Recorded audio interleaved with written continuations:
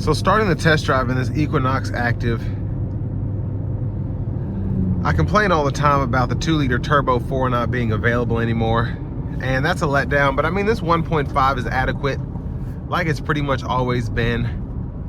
The 2.4 naturally aspirated that was in the older models I like a bit better than the 1.5 turbo, but I do always like having a turbocharger on an engine.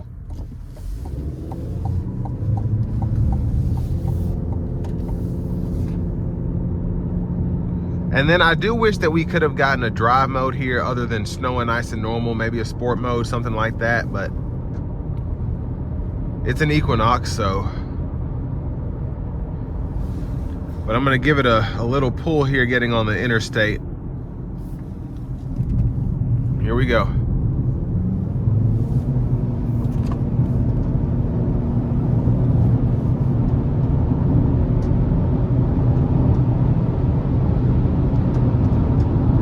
So I mean, adequate get up and go. It's not terrible, but it could just be better with a 2-liter. And it would be more fun with maybe an 8-speed, 9-speed, 10-speed automatic, even a 6-speed.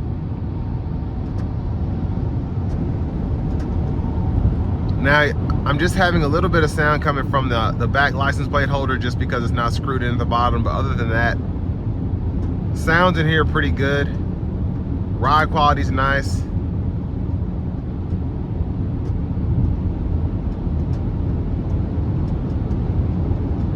And the CVT's just kind of, it makes weird noises every so often, but that's just part of having those transmissions. But you're able to get 26 miles per gallon city, 28 highway, so I can't complain. Road noise is minimal as well, even with these tires.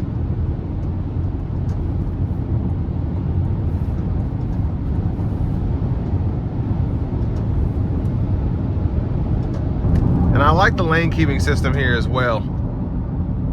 Kind of just keeps me in the lines even as I'm getting off the interstate. I can just feel it barely nudging me to stay in between the two white lines.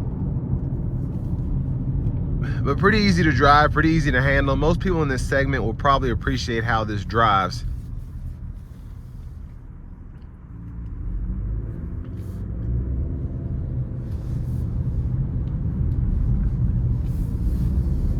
Now for the price point here, this one's almost 37 grand, so it's up there. Me personally, I'd want to go with the Premier or something like that, but the Active does give you the EvoTex interior, which is nice. You have the more off-road oriented tires, but me personally, I'd want a, you know, whatever a Premier would be, and I'd rather pay 4 or 5 grand as opposed to what you get here. Maybe get cooled seats. This one does have a sunroof, which is nice, but just have a few more features. And again, the 1.5 for me is just, I need something that has a 2-liter, or I'll have to go with the Equinox EV. I think the Equinox EV is a stellar vehicle for the money, especially with how cheap you can get those now. I would pick one of those in like a 2LT or something over this in an active trim. But if you don't like EVs, you want something that's basically 2-row SUV with space, and you want to run on gas, this is a good way to do it. Just the performance isn't as good as it could be with a 2-liter or in the EV. For me, it's not as fun to drive as the EV, but most people, again, in this segment are not necessarily worried about how fun a vehicle is. They're worried about how practical it is. And the Equinox is a very practical SUV.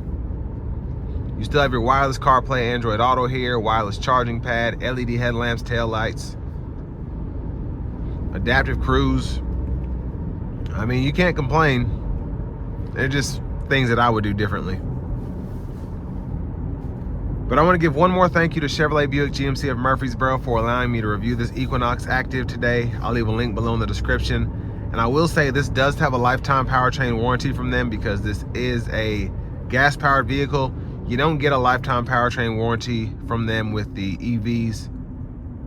But if you're looking to find the best price on one of these closer to home, click on that second link down below. It takes a minute to fill out your information. I'll make sure the local dealers are fighting to get you the best price on one of these.